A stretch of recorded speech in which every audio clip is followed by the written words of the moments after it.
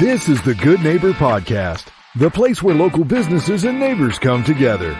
Here's your host, Sean Preston. And the recording button is on. Rock and roll. Welcome to the Good Neighbors Podcast. Today we have a good neighbor on with us. His name is David Potocki from Your Financial Success Matrix. And for the second time, hello. How's it going? Oh, it's going fantastic today. A little brisk out there, but you know what? I'm loving the day. It's Monday morning. It's the beginning of the week. I always, I enjoy every part of the week, whether it's the beginning, the middle, or the end. You got to love life. Oh, 100%. I went out into the garage. I got a little taste of it. And I was like, thank God I'm up here doing what I'm doing all day because I don't want to touch that till tomorrow. There's going to be like 12 degrees tomorrow or something like that. So looking forward to that. Okay, so I know what you do, but for our listeners, why don't you tell them a little bit about your business? Well, certainly. So your financial success matrix, that was born out of years of being in business for myself, with the marketing and printing and helping people build brands, but also some failing. And through that failure, I realized that there was a lot of things that I could learn and that I have learned and I continue to learn. But I've also partnered with a great accountant bookkeeper, Maria Mejia. And what we do is we come together and we bring business strategies and processes and all that. And we bring it together with the bookkeeping and the accounting to make sure that you are financially successful, not only in your business sense, but also for compliancy and making sure you're getting your HST and all that fun stuff looked after. So we're a complete package to make sure that you are a successful business. And so I got Maria queued up to come on the show. So for the listeners, this episode is going to cover the coaching side of things. And then we'll have Maria on. So make sure you keep out. You'll see Your Financial Success Matrix when you're scrolling on our website. And so that second component will be Maria. That's a whole new language in itself, in the financial language, as I like to call it, where a lot of people don't speak that language. And so she does, and I know she does it very well. So do you have some goals set out for yourself as a business coach? Any personal goals this year? Well, certainly. So personally, the goal for me this year is to help 200 individual businesses. And I do that through a number of different ways. I work with business owners one-to-one. I work with them in a business coaching, group coaching scenario. But I host a weekly networking event, but I also do workshops on an ongoing basis, usually 1 to 2 a month. They're on different parts of the country or the province at this point, mostly based out of Barrie, but we do go out. We have one scheduled in Parry Sound coming up in May, and I've got some in Mississauga and Brampton coming up in April and May as well. So 200 different business owners is my personal goal this year. Very nice. Now, you mentioned the word networking. I know the power of networking. I've seen it firsthand, not only for my business, but for others. Literally see business happen right in front of your eyes. It's a pretty cool thing. It's a very powerful tool. And for those who are listening, who have maybe not got into the networking scene or know that they need to do it more, what would be your opinion or your message to them about networking? Well, certainly. So there are two types of marketing. One is networking, and that's word of mouth, building relationships. And the other is outwardly, cold outward bound messages, whether it's through social media, networking, ads, that type of stuff. But the networking in person is a good way to make sure that you're building a rapport, relationships with individuals. It helps you in two different sides of business here. One, it develops a network for yourself so that you can have people that you can refer to, and then you can become an expert in being able to refer people to other businesses. So if someone was looking for a real estate agent and they came to me and said, oh, you know what, I need a real estate agent I can trust. Because I've built a very good network, I can reach out to my network and grab one or two people and say, would this be a good fit for you? And if they said yes, then I could introduce them. And then I build that credibility. Plus my referral partner has that warm lead in their case. But also it's a relationship building environment where, especially with certain types of businesses, whether it's financial or whether it's business coaching, the more someone gets to know you, the easier is it for them to refer you, because they build that trust and they understand that you actually know what you're talking about, versus just finding someone online and saying, oh yeah, here, go check out this business coach because he's got a fancy little website. That type of scenario. Yeah, no, totally. I mean, you're starting to talk my language, right? And the currency we're really playing with here is, like you said, it's the trust factor. Getting people to trust you is not a better way, because you take the time out of your busy schedule to go, to a particular location, wherever the networking event is. Everybody's all there for the same reason. They all have the same goals. And that trust factor is heightened, even though you may not know that person for the first, just that initial reaction, that initial relationship that you build with them, it seems to be a lot higher. And like you said, it's free. It only costs your time for the majority of the part. So, okay. So it's pretty interesting, helping business owners, helping them grow. It's fun stuff. It's what I do for a living as well. So we have that in common, and everybody's always got a journey. You mentioned at the start that you ended up growing into this role. What did that journey look like, and how and why did you get into the business coaching world? Well, certainly, like as most people that I work with, I became good at something in the beginning. I was good at graphic design, and I said, you know what, I want to work for myself. I want to help business owners. So I started my journey as a solopreneur, as a graphic designer, and then I was able to build that into a design studio, and then that wasn't enough. So I built it into printing and marketing and large format printing. So I was growing this great little business, but I didn't really know how to run the business.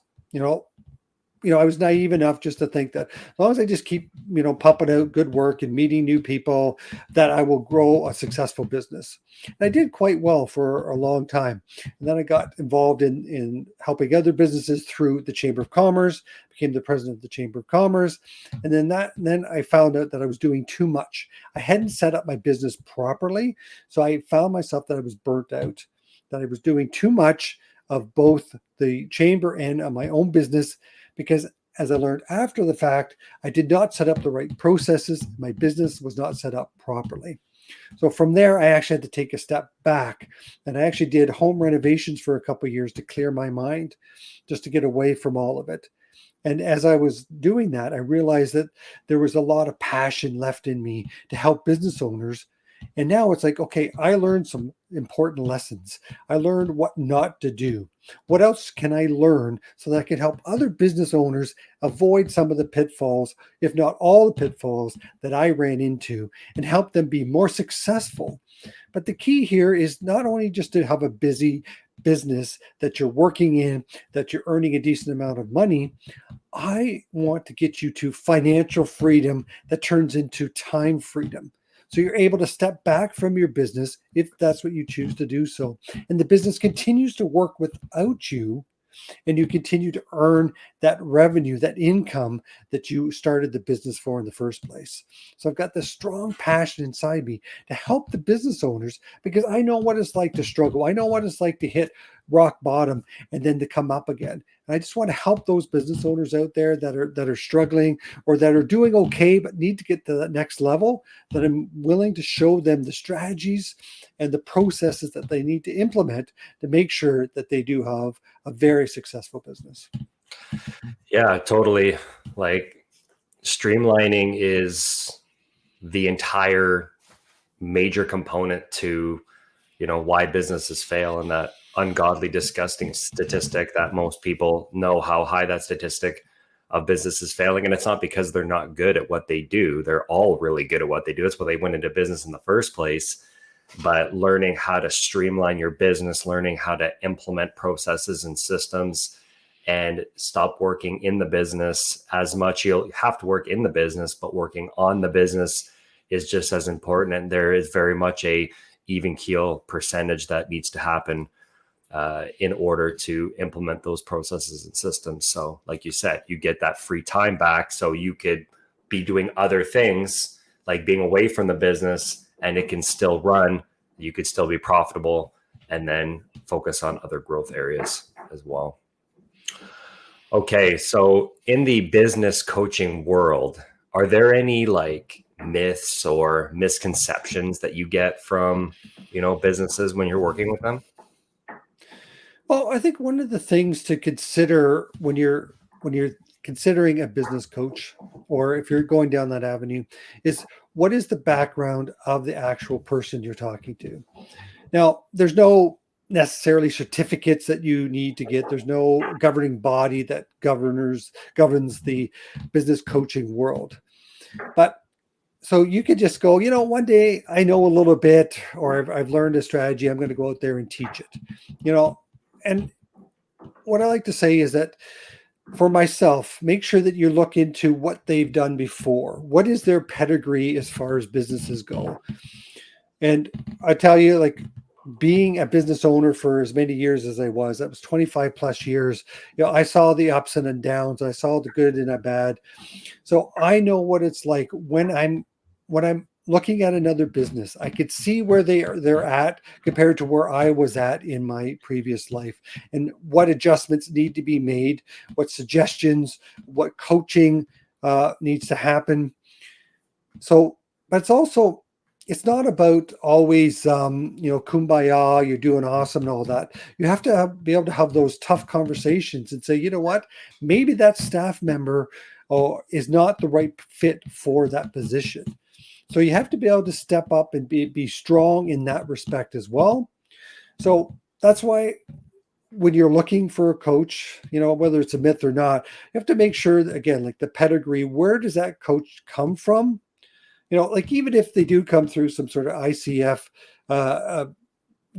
International Coaching Federation certificate, if they've got no real life background to back up their theories, then to me, it's not as effective. They can't really help you in the nitty gritty, day-to-day stuff that you need to do to figure out how to get your business to the next level.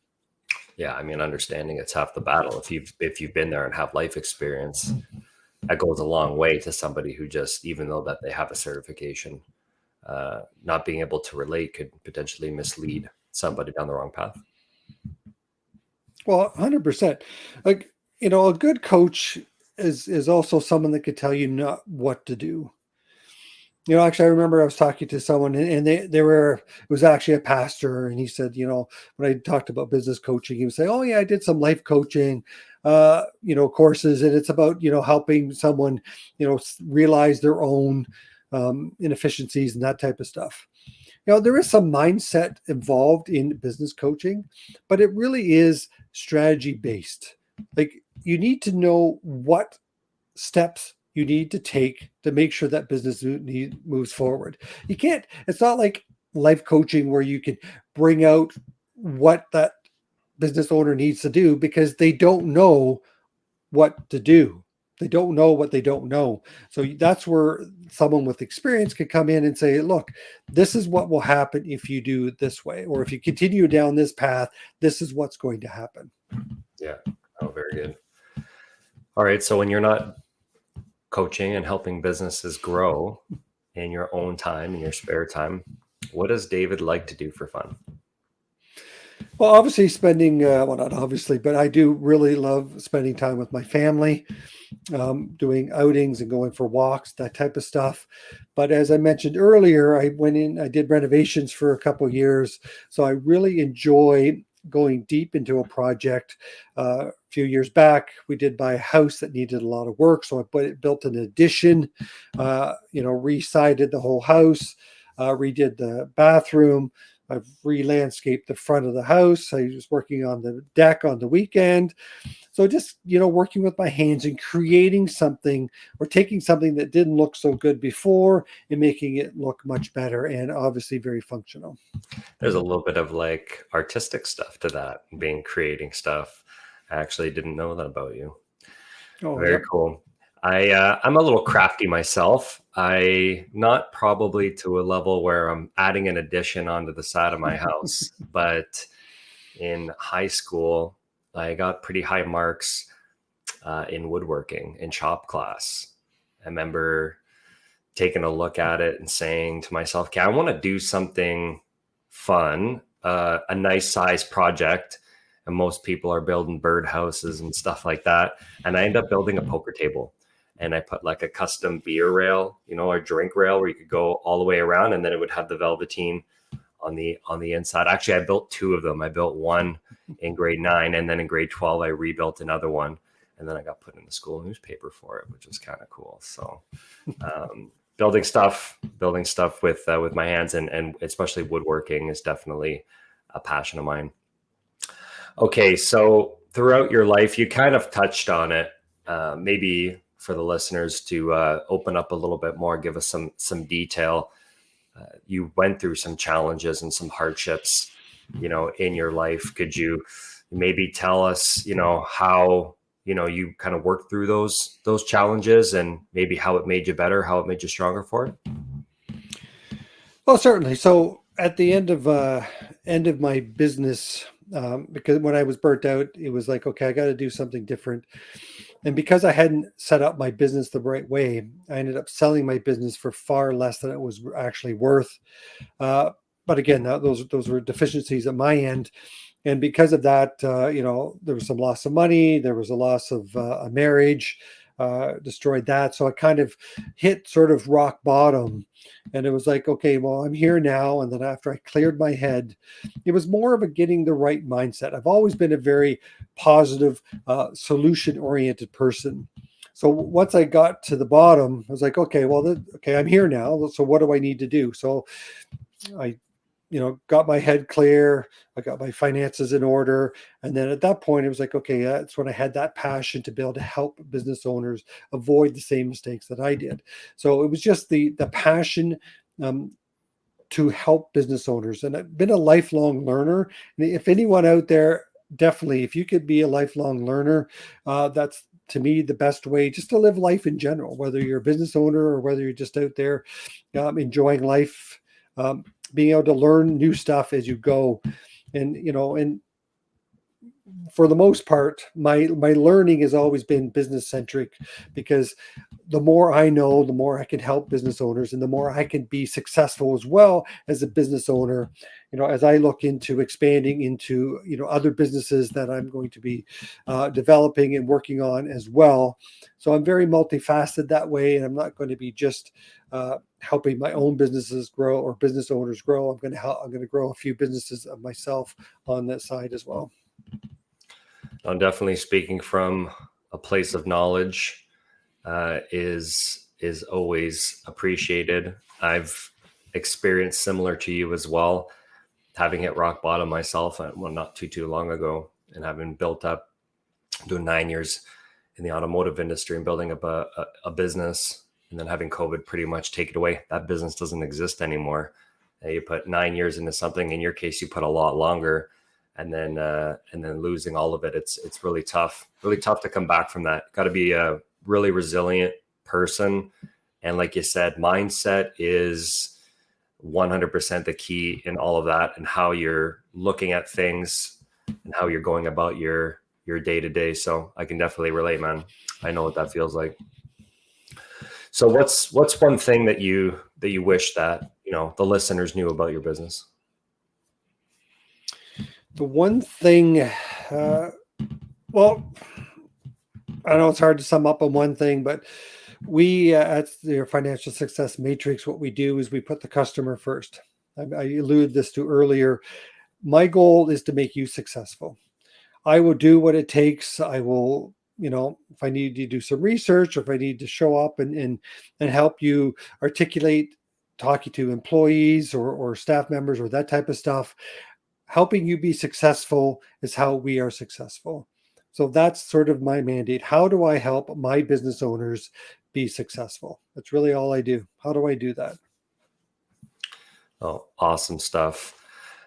Having been with you in networking events and as a client of ours, you have a fantastic business. We're excited to have Maria on to talk about the other language that's going to blow my mind because I don't speak that language. So that should be a pretty fun show as well. Thank you so much for coming on board. Really happy to have you on. It was great, Sean. Thank you, Sean, for having me on as well. And before I let you go, if anybody is interested in wanting to reach out to you, David, how would they do that? What's the best way that they can get a hold of you? Well, so the website, of course, is www.yourfsmatrix.com, as in Financial Success Matrix. But also Wednesday mornings, I'm meeting at Williams Cafe as well. In Barrie. So if you want to show up there at 8:15, that would be fantastic. Beautiful. Thank you so much for doing this. My pleasure. Thank you, Sean. Thank you for listening to the Good Neighbor Podcast Midhurst. To nominate your favorite local businesses to be featured on the show, go to gnpmidhurst.com. That's gnpmidhurst.com or call 705-413-3775.